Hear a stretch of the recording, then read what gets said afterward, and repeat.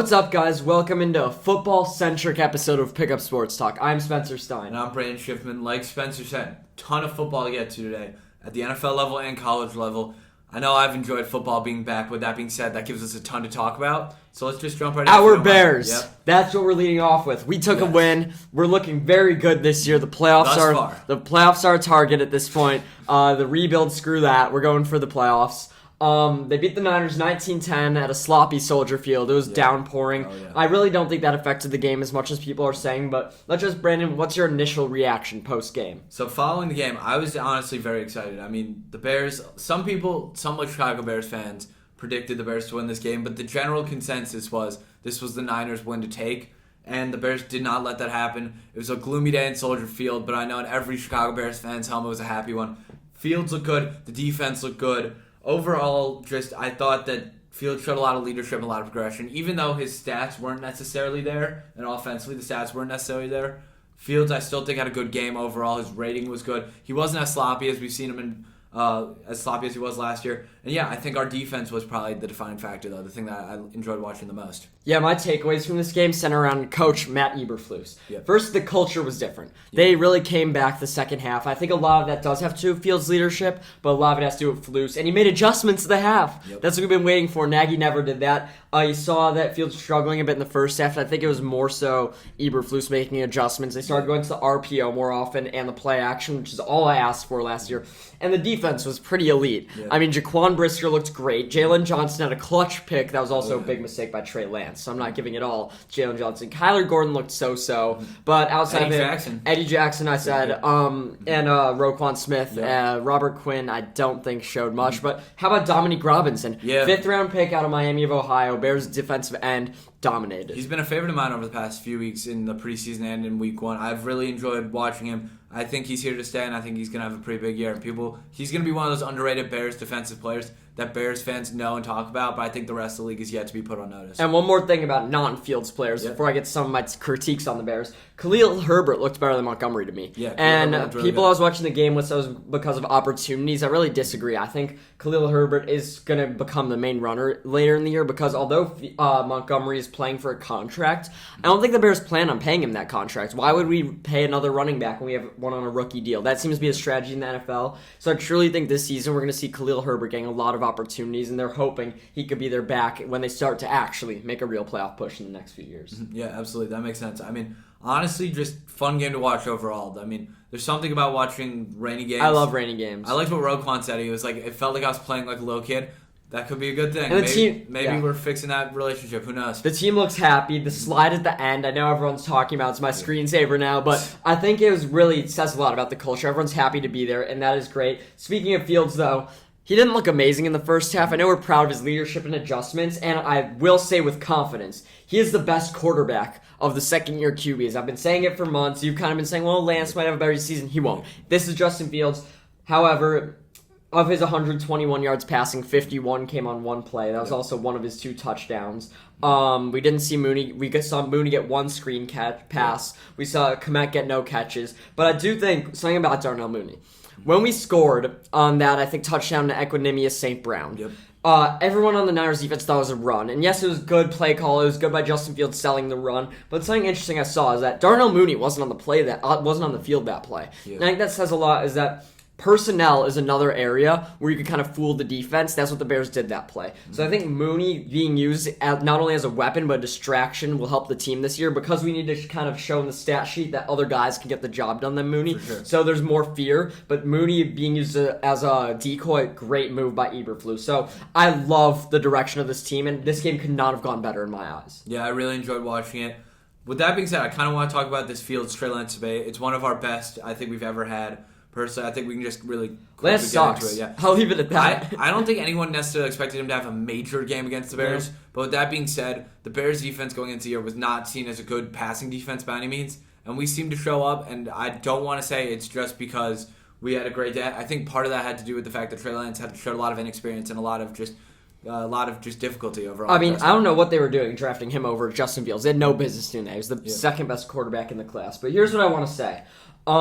Trey Lance was pretty inaccurate. He made bad reads, and everyone's talking about the rain this, the rain that. Trey Lance never played in the rain. It was his one of his first real starts, and dude's from Minnesota and played North Dakota. Like, you can't tell me the weather all of a sudden needs to be an excuse for Trey Lance. But what I really want to talk about is the Jimmy G situation. Sure. I think Jimmy G being there does put a lot of pressure on Trey Lance. Justin Fields played with nothing to lose in the second half. Yeah. Our team doesn't have expectations. He has no one behind him. Meanwhile, Trey Lance, he felt like he needed to win this game, and he feels like he needs to keep his job from Jimmy G. I think Jimmy G should start for the Niners. I think he's better. I think they win more games with him. You think realistically speaking? No. I'm just saying, in my mind. Yeah. Trey Lance will not get to that 66% win percentage. He won't come near it. However, if they're committed to Trey Lance, they got to get Jimmy G out of there, even if it hurts the team, because it is putting a big restraint on Trey Lance. And I think switching to Jimmy G is just going to be horrible PR for the Niners. They can't, after trading all those picks for Trey Lance, put Jimmy G back in. So I think they're kind of backed into a corner, and the only thing they could do is get rid of Jimmy G. That's how I see it, and I think that's what they should have done this offseason, unless they're willing to bite the bullet, say Trey Lance is a bust. I think it's too early to do that. Way too early for that, especially with how high they took him. And just the people that were taken after him. I mean, you look at, let's say, the 10 picks taken after Trey Lance. Basically, all of them has panned out thus far in the NFL. Like, you could literally go name by name. So I think it's way too early for them to give up on him. I think there's potential there. I really do. With that being said, Fields looked like the better guy on Sunday, and I think for the rest of the year, that could be the case. Fields is the guy. That was such a good pick, and I've been saying this. Ryan Pace, if we win a Super Bowl, deserves a ring. Pace, okay. He needs a ring just for picking Fields. The rest was horrible. He needs one for that. Okay. Let's move on to the other games. Thursday night game that kicked off the week, Bills 31, Rams 10. I expect the Rams to win this game, and we'll talk about how some of their players underperformed. But the Bills impressed. Oh, yeah. They have no weakness. And you look at Josh Allen on the podium post-game, he didn't flinch. Von Miller's congratulating him. McDermott saying good things. Josh Allen basically, in my mind, was saying job's not done with his face. Yeah, exactly right. How good is this team? This team? How much better are they than everyone else? This team, I'm telling you this now, as a fan of one of the other 31 NFL teams, this team is terrifying. Yeah. This is a team, like you said, really doesn't have any holes. They have top 2 quarterback in the NFL. The best defense in the league, who added Von Miller, who looked very good. I think he had 2 sacks and just absolutely obliterated an above-average Rams O-line. I mean, the secondary is good. They didn't even have Tre'Davious White back yet. When he gets back, my God, that secondary is the best in the league. I truly think Micah Hyde, I've said this preseason, one of my favorite players in the NFL. Poyer's great. So everyone has gone that team. And this is a team that has undefeated potential. Oh, yeah. They play on the road in Miami. They play on the road in Baltimore, on the road in Kansas City. So realistically, they won't get the undefeated season done. But this is one of the best teams we've seen in a while. And I say that no doubt. And I think you'd have to be silly to say they're not the Super Bowl favorites by a lot. Oh, yeah. I mean, they took out a team who, just in my opinion at least, the Rams didn't necessarily get all that much worse in the offseason. Like, they lost Odell. They brought in Allen Robinson. So, I think overall... Let's talk about Aaron. Yeah, let's hear it. So, he played bad. Do you think that... saying he's a big addition, if he plays that way, I don't think it matters. I don't think it was necessarily that he played super bad. When he was on the field, he was running good routes. No, he was not. I think he was running good routes. He was creating separation in most of his routes. He ran 4-yard curls every play. I think he was creating separation, but that's the playbook. He's not picking these routes. That's what I'm saying. Is that it's not necessarily on A-Rod, in my opinion. It's how they used him. I don't know why they used him like that, but to say he was running good routes, he didn't have the chance to run a good route. He was running his routes well, is what I'm saying. He was running his routes well, but separation. I think I could run a 4-route curl in the NFL. I'd love to see that personally, Spencer, but with that being said, I think A-Rob, I'm not too worried about A-Rob as of right now. I think that the targets will come. I think with that being said, it's no secret Stafford's guys, Cooper Kupp, and that's not going to change overnight. But I think that A-Rob will eventually insert himself in this offense. They were able to use Odell and Robert Woods. I don't see why not A-Rob. But yes, that falls in the hands of the coaching. You're dead right. How about Akers, though? Akers, I'm a little bit worried about. There were a couple clips I saw of him, and I actually noticed this during the game when I was watching it, of him legitimately getting out of the way of blockers. Yeah, that was... Which led to his already injured quarterback just being demolished by the number 1 defense in the NFL. Problematic to begin with.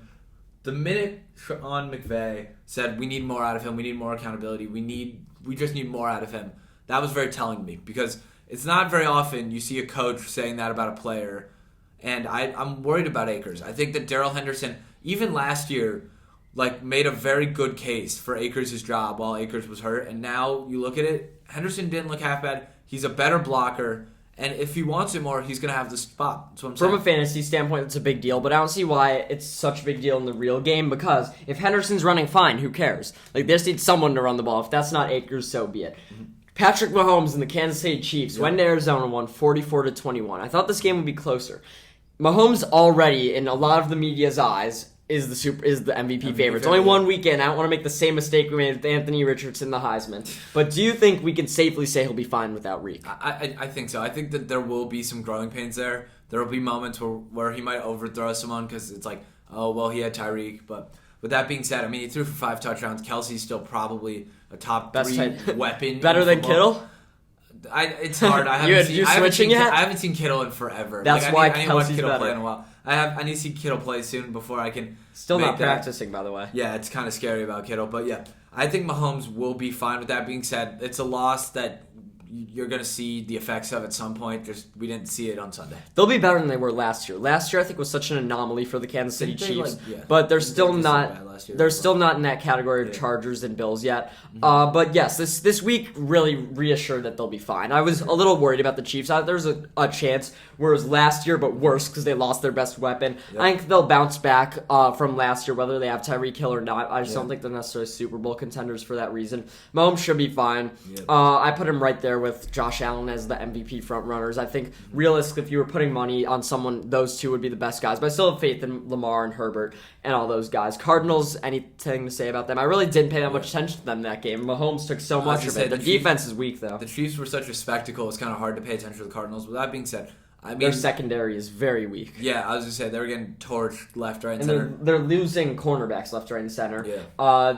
Obviously, D-Hop still, so we have to wait and see there. But I don't like the Cardinals this year at all. I don't either. I think that they're the third best team in the division pretty clearly. I mean, maybe Seattle's better. They looked good. They have a 1-game advantage. Let's move on to an NFC North matchup. I know this game was just... This is the game I'm most excited to talk about. Yeah, for sure. I think that history might have repeated itself. We'll see. It was Vikings-Packers, if you didn't already tell. The Vikings won 23-7. I want your thoughts. Are the Packers, is it an overreaction to say the Packers aren't the team they were? Last year, they scored 3 points against the Saints week 1. Yeah. The year before, I believe they lost week 1. Both years, Aaron Rodgers won MVP. This year is different. Okay. And I'm not putting everything on Christian Watson's dropped catch like a lot of people are. The receivers are weak, but I don't think Lazard coming back is going to be that big of a deal. I don't love Lazard as a receiver in general. I think Rodgers will not bounce back like he has the past 2 years. I think he is not too happy there, even after he signed his deal. I think his receivers are bringing him down. The defense is fine, but I really think Jair Alexander, you're going to flame me for this, I think is a little bit overrated. Just a tiny bit. He's just been hurt for a while. I think the one thing. The way they disrespected Zadarius Smith hurts me inside. And and for them to disrespect that valuable of a player. So I think their defense is a little overrated. I don't think it's an overreaction to say the Vikings will win this division. No. I thought before the season they were neck and neck, and this game, I predicted the Vikings to win this game. This just reaffirms that. And I think the Vikings are expected to play like this. A lot of people are shocked at how good they played. I thought Jefferson, as I said a million times, is going to have that good of a year. He's so good. I think Dalvin Cook they utilized correctly. And I think their defense is going to impress. It all depends on how Danielle Hunter and Zadarius Smith play. Yep. If they're healthy, that defense could be above average. Dangerous. So the Vikings aren't what shocks me, but it's the Packers didn't even show any sort of fight. Aaron Jones looked mediocre. A.J. Dillon did look good, though. Bakhtiari's out. Their O-line is weakened, and I think they will not be bouncing back. I think it is not an overreaction to say the Green Bay Packers are not going to do what they've done the past years, and it's not just because Devontae Adams. Everything going on there seems like they're doing it incorrectly. Yeah, it's tough because on the one hand, you have a team that's been so good for so long, and they're showing signs of regression, but with that being said, it's almost like Tom Brady with the Patriots, where the Packers being the kings of the North has been something that we've just kind of grown up seeing. So it's hard for me to be able to say, as confident as you are, that the Vikings have the division this year. With that being said, there's some problems in Green Bay. I don't think Jair's overrated. I just think he hasn't played in forever. I mean, Stokes looked really bad, too. Stokes didn't look great. I think that the Packers will find their groove. The question is, will they live up to the Vikings, who I think are going to have a boom season for sure? I'll say it. They're not going to find their groove. I think there's a good chance they look really good against the Bears next week. But I think there's a chance they don't. Even if they do, I don't think that bounce back's coming. I think there's a higher chance the Packers miss out on the playoffs than be the 1 seed. It's not that high of a take. But the Bears have a real shot at beating them this week. Let's move to some underwhelming teams this week. And these are good games. Steelers-Bengals, great game, overtime, tons of missed kicks. And you could say the Bengals deserve to win this game, but regardless of the storyline, is that Burrow threw 4 interceptions. And had a fumble. That's 5 turnovers. Yeah. And with that being said, I the guy, if you're going to doubt him now and be like, oh, he's overrated, I really don't want to take you seriously for that take, just because look what he did last year. You could say he's not the same player as he was last year, and even that's laughable. it's just like it's week 1. Like, don't over. I said it put stock in preseason. I'll say it again. They're gonna start slow. Yeah. I don't think they're gonna necessarily be like over 500 through the first 5 or 6 games of the year. I think eventually they'll find their groove, but as of now, I don't love it. I do like the Pittsburgh Steelers. I said they have a sleeper chance of getting into the playoffs, as do the Miami Dolphins. Both those teams impressed me this week. They played how I thought they could play. Yep. I don't think the Steelers will look great every week, especially with TJ Watt out 6 weeks, which is a huge storyline. Could potentially be season-ending, too. It could be season-ending, and he's probably the best defense player in the NFL right now. Him, Aaron Donald, Myles Garrett, Parsons are in that tier. So that's another huge storyline. But I think the Bengals, we shouldn't overreact about this, but we also shouldn't say week 2 we expect Joe Burrow to play like he did in the AFC Championship last year. And also you missed a majority of the offseason with, I think it was like appendicitis. Yeah, appendicitis. But Chase looked good. Their defense wasn't atrocious. McPherson will come back. A little problematic. Yeah, that's a little problematic. I'm not too worried about the Bengals. Big underwhelmer, Dallas Cowboys. Oh, yeah. They lost 19-3 to the Buccaneers, and Dak will be out 4 weeks now. We're going to talk about that fantasy impact on a short clip later. But for now, I think the Cowboys, very, very bad position. I'm feeling very good about picking the Eagles to win this division. Yeah, no, the Cowboys suddenly aren't looking too great. I mean, it was no secret that going into the season, like, they were already seen as a question mark, now even more of one. I just think overall, like, the Cowboys, even before Dak went down and while Dak was out, didn't even look like they wanted to be in this game. Like, there was never any indicator to me that they felt competitive with the Buccaneers. They look better. As a CeeDee Lamb fantasy owner, I don't want to talk about fantasy. I feel better with Cooper Rush. Not necessarily better, but that game, Dak needed to leave. Yes. He was not playing good at all. I right now would rather have Justin Fields than Dak long term. They showed no fight. Their defense was fine, and the Bucs didn't even play that great to beat them. Right now, I'm taking the Cowboys out of my playoffs and penciling in the Bears for now. We'll see what happens after week 2. What do you think about Bucs? I loved Julio's play. Godwin should be fine if he comes back from injury. Yeah, Julio good. Mike Evans had an amazing catch. Their O-line got even more injured. I want to say one thing about the just Cowboys to regress a little bit. Trayvon Diggs, any highlight where his jersey's even in the picture, he gets slandered like it's no one's business. I just find it wild, personally speaking. But yeah, and Van Der Esch seems to be getting worse every like that defense has no business being in the top 10 in the NFL. Even though I love Parsons. Parsons is their bright spot there. But yeah, the Buccaneers look good. With that being said, they didn't look necessarily very impressive. I don't think that they needed to necessarily just because of how bad the Cowboys looked. But I was looking to see more from the Buccaneers. I'm telling you, the NFC is the Rams to lose. As bad as they looked, I don't trust Tampa at all. I don't trust Green Bay at all. I think Philly and Minnesota are too young, even though they're my sleepers. They could make a run. Other primetime game, Broncos underwhelmed. They lost in Seattle 17-16. It's about that field goal is what we're talking about. Should they go on for it? I Explain the scenario if someone's been living under a rock. So I can't lie, I wasn't actually watching this game. I've seen about it, so if you want to go into it, you might have some more detail than me. It was 4th and 5. They were down 1. They could kick a 64-yard field goal or go for it, and they kicked the field goal and missed. Yeah. Nathaniel Hackett, horrible coaching. Yeah. I don't trust him at all. I'm much happier with Luke Getsy as our OC than Hackett, who was the Packers OC. Russell Wilson, they pay him all that money not to go for it. They had 3 red zone turnovers, and Seattle didn't look bad. I'm giving props to them, and it was a tough road game. But Denver, I'm feeling like I should have gone on my gut reaction of them to underwhelm this year, despite their schedule. Just looking at that schedule, I was so tempted to pick them to win all these games. But realistically, they're still in their first year at Russell Wilson. Yep. They have a new coach, they have a new defense. It's going to take some time. Yeah, no, I'm really disappointed in Denver and just Nathaniel Hackett about this. After the game, he was like, yeah, I admit I was wrong. And it's like, well, great. You guys still lost again. That didn't change anything. And I'm kind of like confused about this because they're playing Seattle. This isn't like, it's a head-to-head divisional matchup that has major playoff implications. You go for it when you're playing like the worst team in the NFL. Yeah. With that being said, Geno Smith had an all-time great quote after the game. I don't know if you heard it or if you want me to say it. You can say it. He said something along the lines of, these teams weren't calling, but it's all right. I didn't answer or something along those lines. They said they wrote him off, but he didn't. They wrote him off, but I didn't write back. Yeah. I love that quote from him. And I think he looked really good. Some might say he even looked better than Russell Wilson. I think he did. Yep. So Seahawks aren't in horrible possession. 2 more underwhelmers. Titans lost to the Giants 21-20. I think we weren't expecting big things out of the Titans. Yep. It's more that the Giants came back and kind of shocked us. Yep. Saquon's looking good. We'll talk about that in a fantasy clip. Anything more on that game? Titans disappointing. Giants. Derrick Henry will be fine. He'll be fine. And the other one, Saints, they won by a point against the Falcons, but they looked horrible that game. Yeah, Michael Thomas picked it up at the end. I'm impressed with him. I still think Olave will be their one by the end of the year. But Kamara was a no-show. Their defense was weak. As I said, overrated defense. And Mariota made some plays here and now and again without even using Pitts. Yeah, no. The 2 quick things about this game. Michael Thomas was good, and against one of the best corners in the NFL. He wasn't going up against some bum. Adrian Terrell is one of the best corners in the NFL, despite anything people say. And yeah, he looked good in there. That was promising.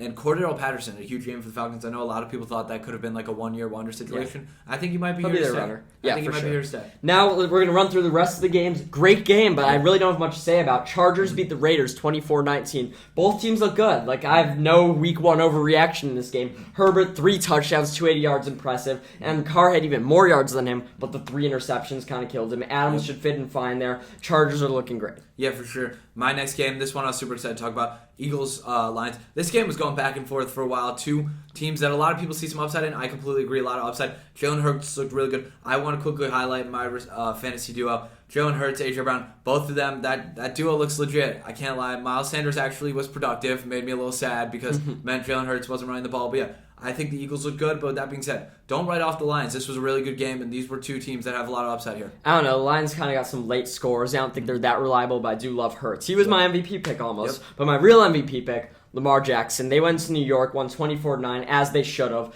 I wouldn't have taken anything away from this game unless the Jets scored more than 15 or the Ravens scored less than 20. So Lamar looked good all around. Flacco looked bad as we expected. And my guy Michael Carter should be holding down that Jets backfield for a few weeks. I think he's going to hold the job off from Breece Hall as long as he's still fumbling that ball. For sure, yeah. Next game, I'm going to give a crazy overreaction here. Dolphins 20, Patriots 7.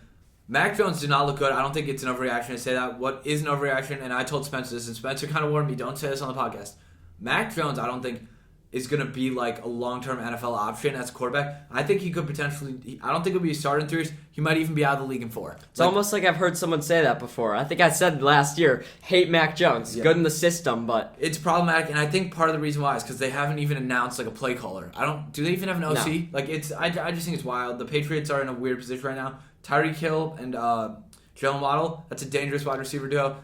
Dolphins are a fun team to watch. I'm standing by with the Patriots way under their over-under. I think it was 8 or 9.5. They're going to get 6 or 7. Yeah. Commanders, Jaguars. This game I was uninterested in watching until it went on. It was actually a pretty good game. Yep. T-Law didn't look horrible. He threw for 275 yards. And Christian Kirk, I don't think he deserved that much money, but he's a good number 1 receiver weapon. Good play in fantasy. The Commanders did come away with the win. Wentz looked fine. I did like the 4 touchdowns out of him, but their backfield should be good between Antonio Gibson and Curtis Samuel looked good. He ran the ball, caught it. Debo Samuel sleeper, Curtis Samuel. Same last name. They're both pretty similar players, so I really think Curtis Samuel is someone you can buy into. Yeah, for sure. My next game, I'm going to call this one an upset, even though it's a tie. The Houston Texans found a way, and by found a way, they deserve their props. They had a very good game. Found a way to tie with the Indianapolis Colts. Their defense looked good. Overall, it was a very productive game for them. They looked good. O.J. Howard, I know he's been in the league forever, but I feel like I haven't seen that name next to like the touch ever since Gronk went to zone Bucs. since Tampa Bay. So he had a big game. That being said, I think Indianapolis was one of the best offenses in the league. I mean, they went for 517 yards.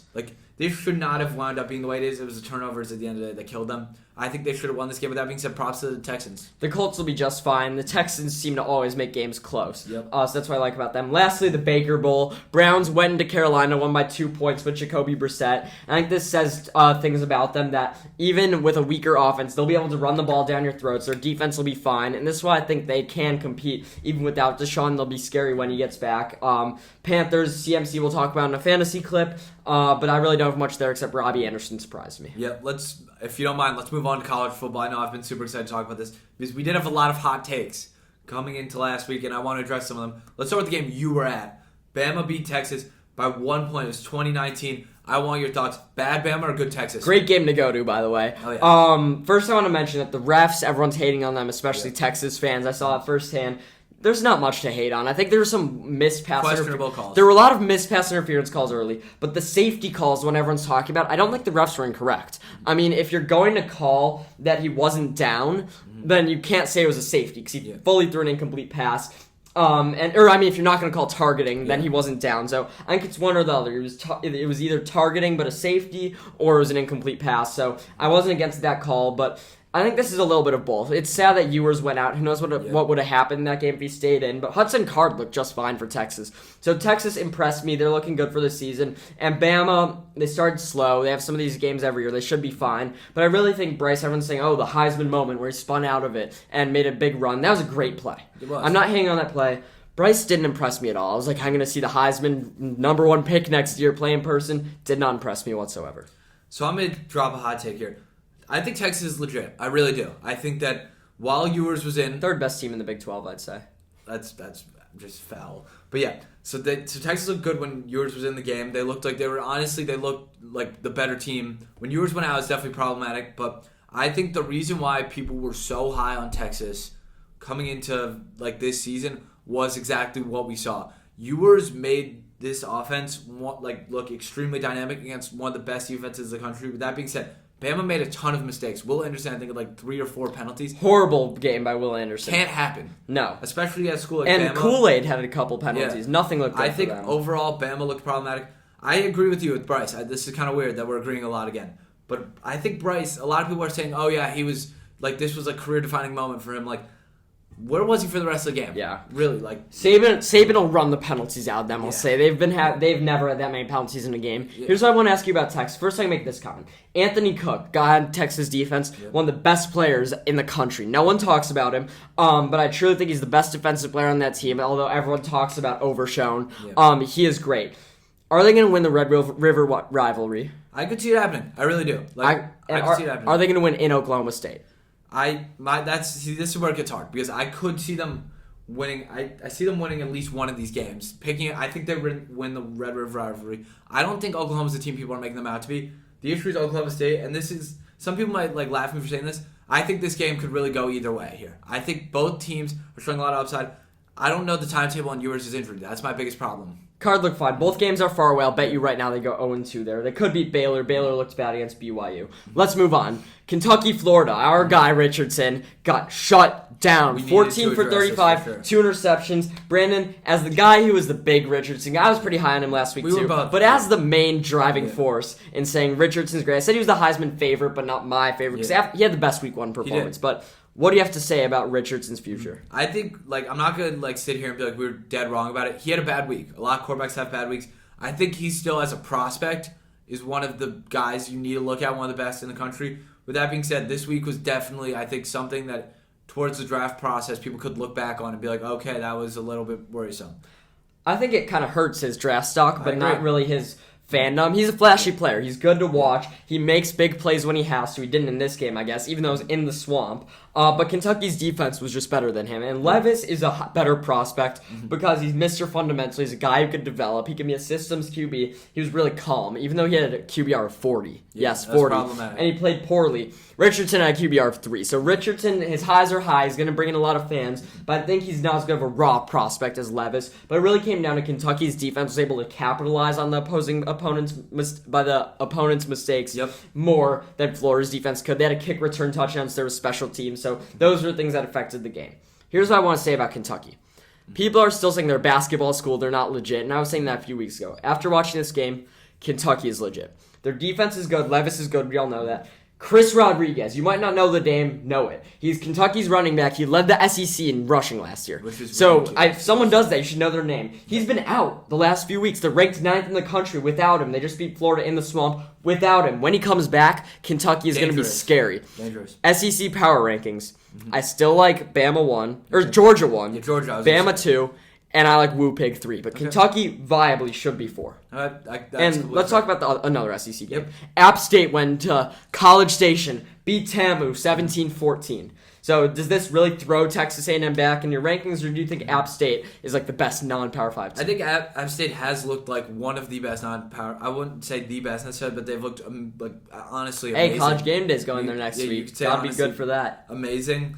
I wouldn't say they're the best quite yet. A&M has fallen down my rankings, though. With that being said, I was super high on them going into the year. I think they were going to finish, top 3 in the SEC, maybe top 4. I don't see that as the case right now. I think they've fallen back. I wouldn't necessarily go all the way to say they're behind a team like Florida, because I would. You would? Yeah. You want to talk about yeah, just because Florida has shown times when they could be a big, great, flashy team, and Texas A&M hasn't. They scored. It's not that they lost to App State. I think App State is good. I think the only non-Power 5 team better than them is BYU. It's the fact that they scored 14 at home against App State. That's where that can't be happening. I trust Florida's offense more. Yes, long-term, Texas A&M can be back. As of now, I like Florida more. SEC power rankings, I think I stick by those. One more SEC team I want to get to. Tennessee beat Pitt 34-27 in OT. Slovis not great, so I think you can kind of blame this on that. But I think Malik Hooker, very underrated quarterback in the SEC, 325 yards, 2 touchdowns, QBR of 82.5. He looked impressive. The fact that it took them overtime with Malik Hooker's play, who's a veteran. Yeah. The fact that it took overtime scares me a bit. I'm going to be honest, I didn't watch much of this game, but I think they are in a good spot where I could safely put them above both Florida and Texas A&M. Mm-hmm. Yeah, Tennessee's just, I think they're a pretty good team. I predicted Pitt to win personally just for the sake of disagreement with you. Slovis let me down. I feel like it's one of those things where...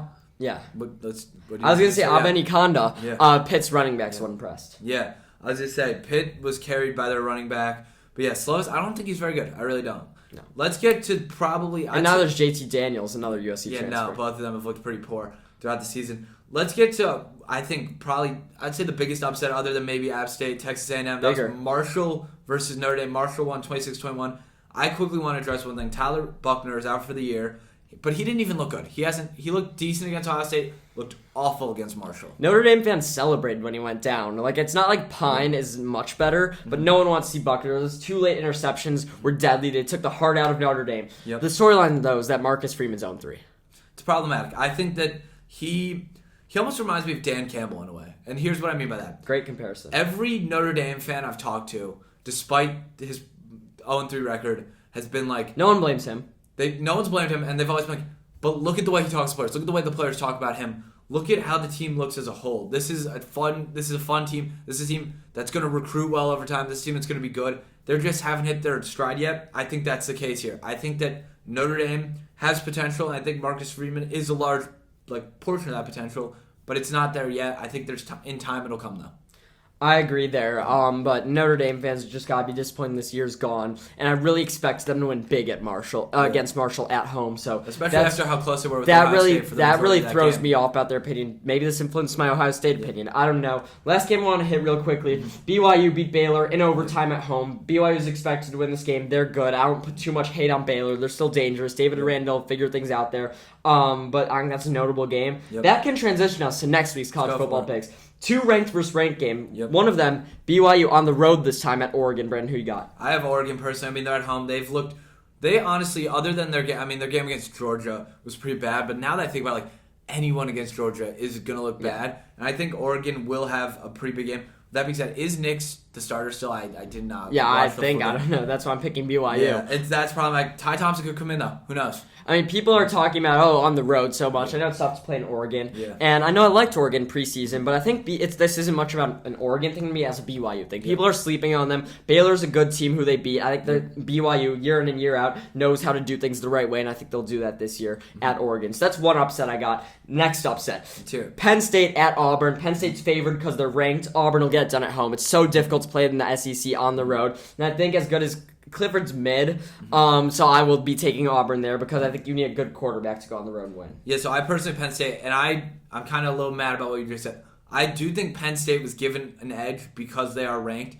With that being said, I have them winning this game. I still believe in Clifford, even though I feel like he's been in college for 37,000 years. I still believe in this Penn State team, and I don't know, I'm just not as high on Auburn as most people, I feel. I guess.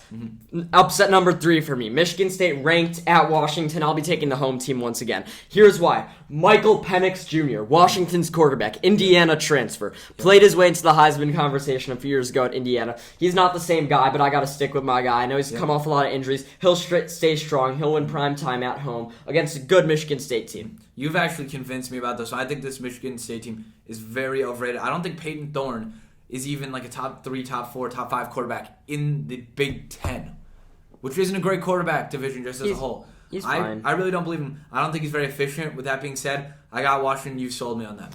So, out of those 4 games, those are the only ones we're going to pick. They're the only big relevant ones. I picked 4 upsets. So I don't think I'm entitled to pick another upset. I don't have another one on the board because I really think it's so tough to predict a double-digit spread team coming back and winning.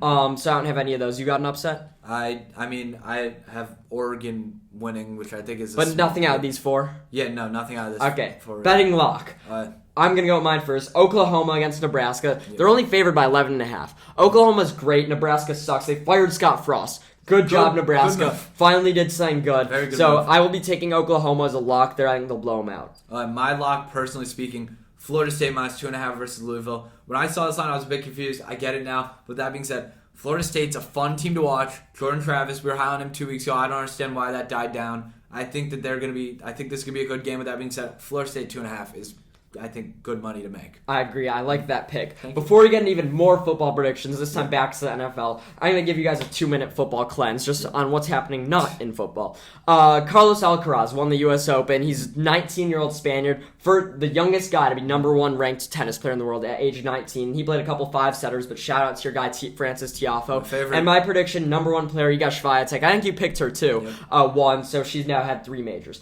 In baseball, Albert Pujols passed Alex Rodriguez for I think 5th, 6th on the all-time home run list, hitting number 697. He's so close to 700. I know I hate the Cardinals, but I'm really rooting for him to get there. And Judge hit number 57. He's chasing Maris. He should get there. Brandon, kick us off. Thursday night. This is probably going to be my favorite game of the year so far. It's only been 2 weeks, but I want to see Chargers-Chiefs. This is the dream matchup, other than maybe something with the Bills and Chargers. Yeah, I'm really excited for this game personally. I mean, I think that there's so many ways this game could go down. Might be a punch match, might not. With that being said, I'm not going to beat around the bush.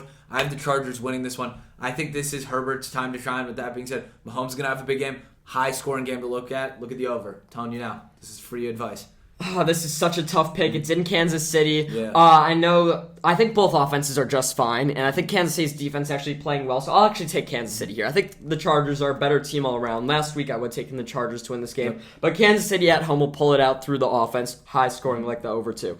How about Jets-Browns? Noon game, big running games. Yeah, so Jets-Browns, I actually have the Browns here. For sure. I mean, they definitely were surprisingly pretty good against the Panthers. I just don't see the Jets looking that good. With that being said, one thing that's been talked about on social media a lot, Sauce Gardner's touchdown, no touchdowns allowed streak continues this week. I don't know. Browns should win that easy. There's no doubt in my mind. Commanders at Lions. The very close spread. Who you got? I personally I'm going to take the Lions here. I think that they looked really good against the Eagles, and I don't see that changing anytime soon. I think the Lions should be favored by more than 1.5 points, but I'm still taking the Commanders just because I think that Detroit has some winning problems. Like late game, they could get it done, and I think it's interesting storyline to watch. Carson Wentz versus Jared Goff, 1-2 picks of their draft, kind of looking like busts.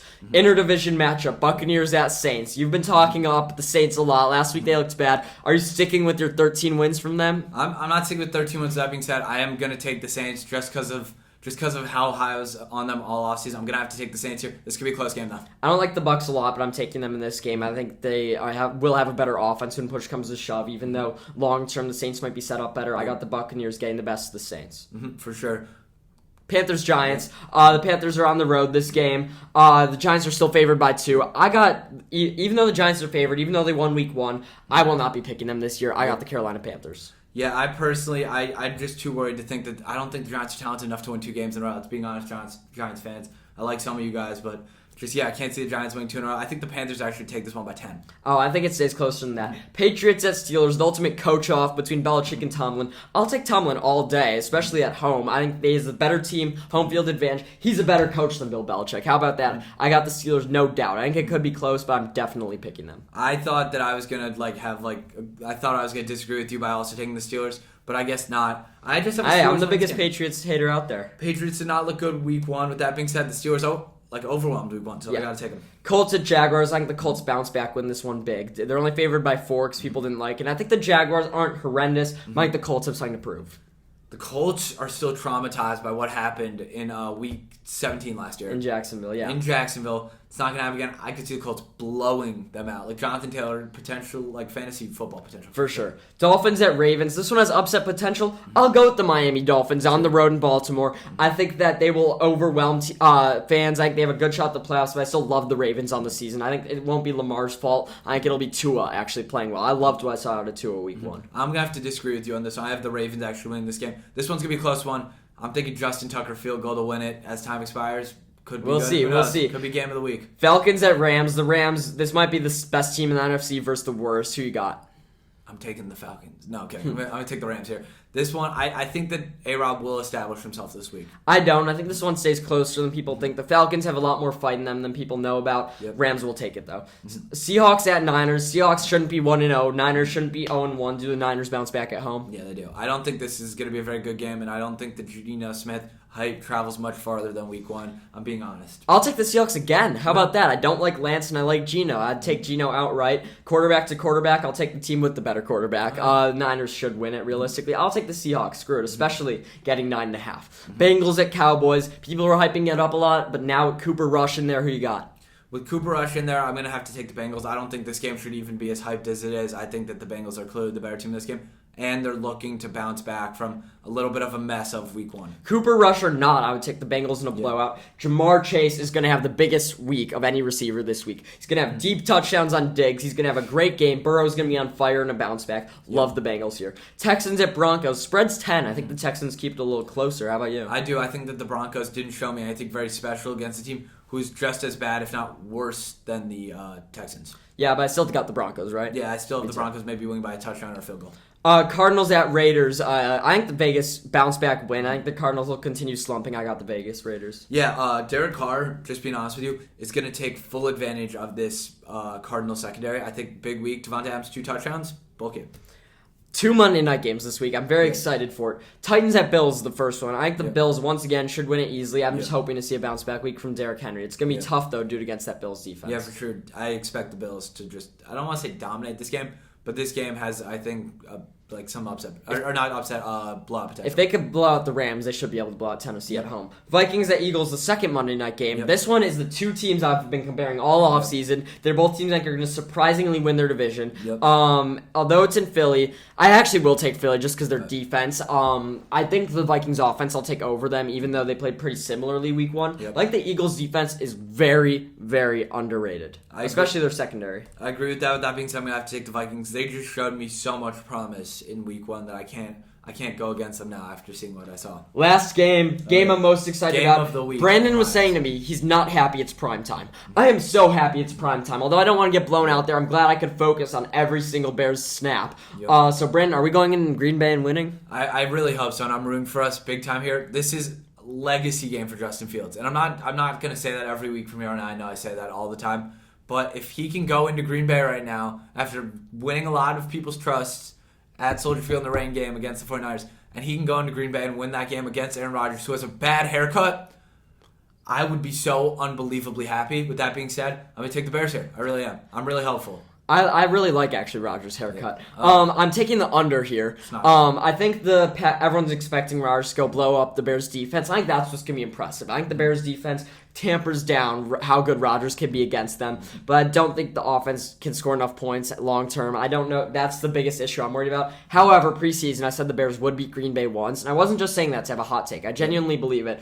I was thinking more so we'll get it done at home, but I got to stick with my 50-50 chance of us getting one of the games. I'm taking the Bears here. I'm not just saying that because I'm a Bear fan. I think the spread should not be 10. I think we showed good things, and I think it cannot be ensured that Rodgers is a huge bounce back week. For sure. I'm super duper excited about this game. I'm going to be watching it for sure. Great week of football again. Every snap, like you said. Football's all I should watch. I'm hoping to get in a few games of Aaron Judge, but football should be all I watch this week. Great Thursday night game. Great 2 Monday night games. Sunday night game will be great. We're sorry this ran long. So much football we want to talk about. And we are going to have some fantasy short clips, but make sure to check those out. Yeah, make sure to check those out. Follow us, like us. Make sure to check out our episode next week, just going over week 2 in NFL and week 3 in college football. Yeah, make sure to keep tuning in. The viewership and just all the support has been really great recently. Keep that up. It's very motivational to us. Yeah, thank you so much.